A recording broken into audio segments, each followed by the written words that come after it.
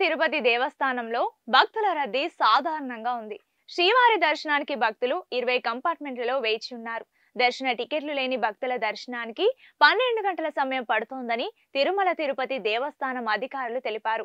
కాగా 300 రూపాయల ప్రత్యేక ప్రవేశ దర్శనానికి భక్తులకు 5 గంటల సమయం పడుతోందని వెల్లడించింది. మరోవైపు టైమ్ స్లాట్ ఎస్ఎస్డి దర్శనానికి 3 కంపార్ట్మెంట్లలో భక్తులు వేచి ఉండగా 5 గంటల సమయం పడుతోందని వెల్లడించింది. నిన్న ఆదివారం శ్రీవారిని 66,160 మంది భక్తులు దర్శించుకున్నారు.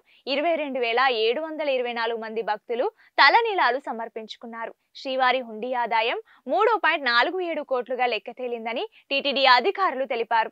తిరుమలేశుడి హుండీ ఆదాయం ప్రతి నెల 100 కోట్లకు తగ్గేదేలే అన్నట్లుగా వస్తోంది. వెంకన్న ఆదాయం అంతకంతకు పెరుగుతూనే ఉంది. ఈ మధ్య కాలంలో గణనీయంగా పెరిగిన భక్తుల రద్దీ తగ్గట్టుగానే హుండీ ఆదాయం కూడా రికార్డు స్థాయిలో నమోదవుతోంది. శ్రీవారికి కానుకలు సమర్పించే భక్తులు తిరుమలేశుడి ఆస్తుల విలువలను అమాంతంగా పెంచుతున్నారు.